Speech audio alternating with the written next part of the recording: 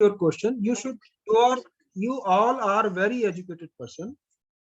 When you are listening some lecture, you write your question in a copy, and when I give you time to ask your question, you can ask me 100 of questions. No problem. All of you are very educated person. Let me give me 1 second.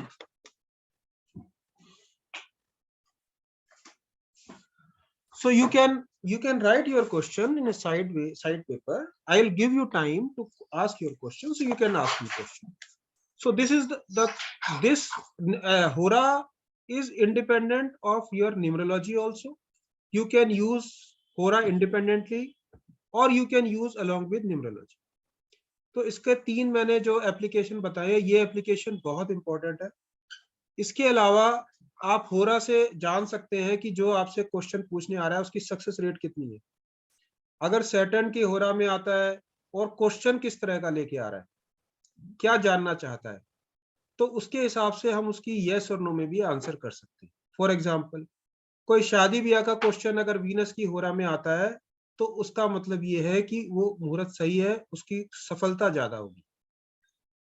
Prem romance का कोई कहता है मैं अपनी girlfriend को propose करना चाहता हूँ, मेरी बात मानेगी नहीं मानेगी, वीनस की होरा में पूछ रहा है या सैटर्न की होरा में पूछ रहा है या मार्स की होरा में पूछ रहा है. अगर मार्स की होरा में पूछ रहा है तो लड़ाई झगड़ा भी हो सकता है. सैटर्न की होरा में पूछ रहा है तो डिनायल डिले हो सकता है, अभी नहीं मानेगी बाद में मान सकती है. जुपिटर की होरा में पूछे तो आपकी उसकी एडवाइस ये होगी कि थोड़ा सोच समझ के समझदारी से काम लो. You know the quality of each and every number. You know each and every planet which is connected with the number. Sun is related to 1, Moon is related to 2, Jupiter 3, Rahu 4, Mercury 5, Venus 6, Rahu Ketu 7, Saturn 8 and Mars 9. You know very well. तो होरा को आप number के साथ connect कर सकते हो easily, और नंबर को प्लेनेट के साथ बहुत इजीली कनेक्ट करके आप रख सकते हो. So this was all about from my side. Now what's your question now? What did you say for 7? 7 कौन सा planet है? केतु.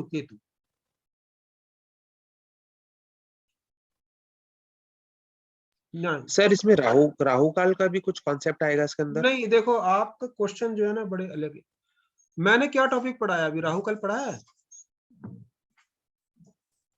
आपका क्वेश्चन रिलेवेंट है. आपको मैंने होरा पढ़ाया. आप you ask your question related to होरा. कोई चीज समझ नहीं आई है, उसका एप्लीकेशन नहीं समझ में आ रहा, कोई बात समझ नहीं आ रही, तो आप मुझसे पूछ सकते हो. राहु काल का न्यूमरोलॉजी में कोई लेना देना नहीं. एक बार सर ये बता सकते हैं, I mean just as a revision, मुझे भूल रहा है जो आपने संडे मंडे बोला है, तो आप जो बता रहे थे मार्स किससे रिलेटेड होता है? जुपिटर जैसा आपने बोला एजुकेशन एंड बुद्धि से रिलेटेड होता है. मैं रिपीट कर देता हूँ, मैं दोबारा से सारे रिपीट कर देता हूँ.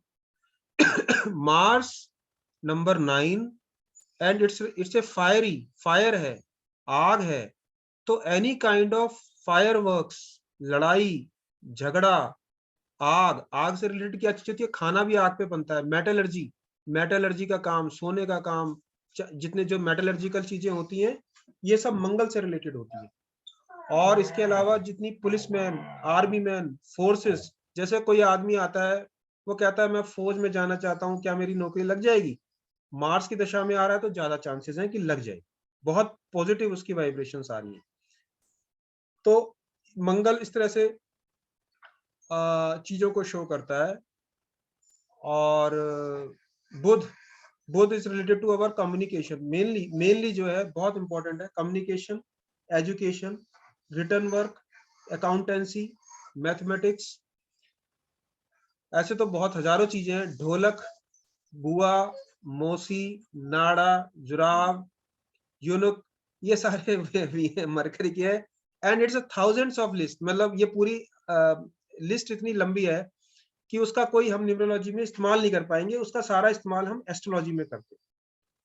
तो ये सब चीजों का इसी तरह से Jupiter is related to our, Jupiter is number 3. It's related to wisdom. Mainly जो हम न्यूमरोलॉजी में इस्तेमाल करते हैं कि हम 3 नंबर को क्या कहते हैं? आर्टिस्टिक होता है. आर्टिस्टिक वर्क करना है तो जुपिटर की दशा में, जुपिटर की होरा में करना है. जैसे कोई मैं आर्टिस्टिक काम सीखना चाहता हूँ, करना चाहता हूँ, किसी के पास जाना चाहता हूँ, कुछ सीखने के लिए जाना चाहता हूँ, तो मैं कोशिश करूंगा कि अगर मेरे 10-15 मिनट बचे हुए हैं तो मैं उसकी होरा में करूँ। अब वीनस और जुपिटर दोनों बहुत अच्छे हीलर भी हैं। नंबर 3 भी बहुत अच्छा हीलर है, क्योंकि आपको पता है ये देव गुरु हैं, तो वो असुर गुरु है। शुक्र को असुरों का गुरु कहा जाता है, बृहस्पति को देवताओं का गुरु कहा जाता है। नंबर 3 और नंबर 6 दोनों अपोजिट है, दुश्मन है। तो इसको अगर हमें अच्छा काम करना है तो हम नंबर 3 की होरा में लें तो बहुत अच्छा। नंबर 3 माने जुपिटर की होरा में। शुक्र का जो पीरियड है आपको पता ही है, नंबर 6। आपको पता है everything related to beauty, perfumery, romance, love, film industry, fashion, clothes, jewellery, whatever is the most expensive and most beautiful on earth is Venus। एक लाइन में मैं कह सकता हूं जो भी कुछ सबसे सुंदर है और सबसे महंगा है वो वीनस है। गाड़ियों में जो सबसे महंगी गाड़ियां हैं कौन कौन सी होती है, BMW and so on type, that those are considered as Venus, that is the actual Venus. तो जो भी कुछ सबसे दुनिया में महंगा और खूबसूरत है वो वीनस है, वो नंबर 6 है। नंबर 6 सब कुछ नंबर 6 नहीं है। आप समझेंगे कि भाई ये अगर अगर एक्चुअल वीनस का इफेक्ट आता है तो फिर वो आदमी को बहुत रिच बनाता है, एक्सट्रीम रिच लेके जाता है। तो नंबर 6 की क्वालिटी वहां आती है। हाँ जी, और कोई क्वेश्चन? हाँ, और क्या रह गया? Saturn. Saturn is related to anything which it's number 8, delay, property, बंजर जमीन। जो बंजर जमीन पड़ी होती है जिस पर मकान बाद में बनाया जाता है वो सैटर्न है। और जो बने बनाए फ्लैट है वो मार्स है। तो अगर मार्स का इफेक्ट, 9 का इफेक्ट आता है तो आदमी बना बनाया फ्लैट खरीदता है, और 8 का इफेक्ट आता है तो जमीन लेके फ्लैट खरीद बनाता है। तो ये भी थोड़ा सा इफेक्ट आता है। अब क्या रह गया?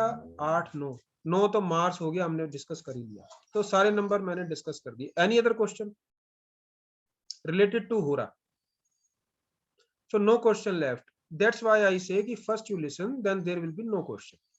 Because if you interfere, nothing will be complete and you will not be able to understand. So with this, this concept is clear and complete. Next concept हमारा हो गया। अब क्या रह गया? हमारे कंपाउंड नंबर भी हो गए।